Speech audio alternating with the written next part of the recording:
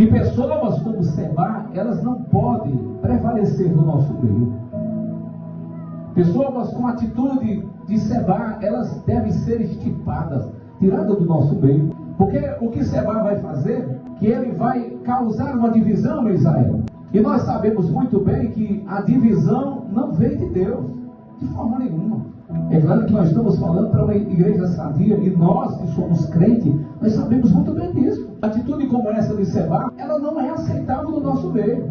Como alguém age desta forma? Ele vai causar essa divisão, e Israel vai se opor contra a Davi. Já Judá, ele não vai se opor contra Davi, mas Israel vai ceder à atitude errada de Seba, causando divisão, disseminando divisão, contenda e uma divisão grande entre eles. Então a divisão não vem de Deus, ou seja, ele usou palavras para dividir. Foi isso que Seba fez. Mas que coisa feia, né, irmão? Como alguém age desta forma? Trair o rei, se levantar contra o rei, causar uma divisão. Então ele vai usar a palavra para dividir. Quando ele diz, não temos parte com Davi, e com isso vai causar uma divisão. Jesus disse em Mateus no capítulo 12, versículo 25 ao 26.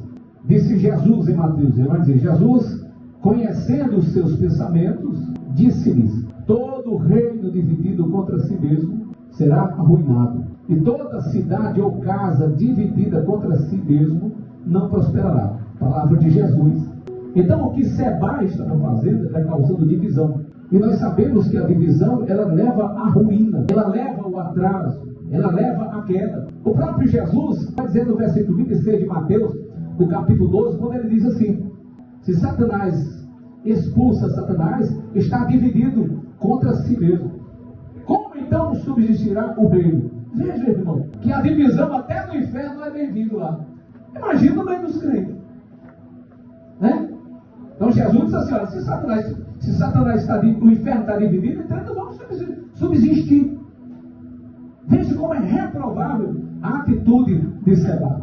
E não falta conselho. Paulo também vai nos alertar quando ele fala à igreja de Coríntios. Paulo deixa bem claro quando ele fala à igreja de Coríntios, no capítulo 1, versículo 10, ele diz assim, rogo-vos, irmãos, porém, irmãos, pelo nome do nosso Senhor Jesus Cristo, que digais todos uma mesma coisa, e que não haja entre vós, não haja divisões entre vós, antes sejam unidos em um mesmo pensamento, em um mesmo parecer. Quantos podem dar glória para o Senhor?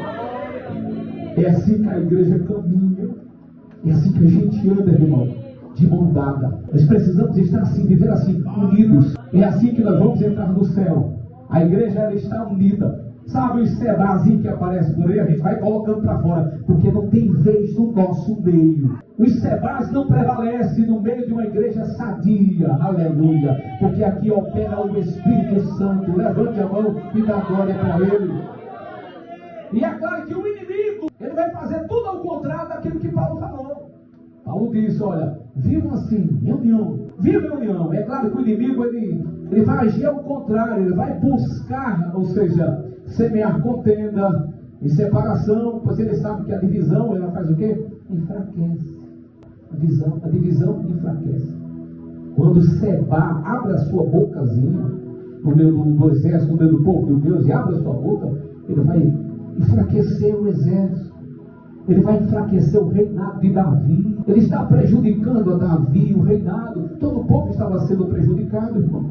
Porque pensa um negócio difícil, é quando o nosso corpo, se um membro adoece, irmão, o corpo ele é afetado. Assim é a igreja do Senhor. Quando é esse tipo de coisa, enfraquece e a gente sente.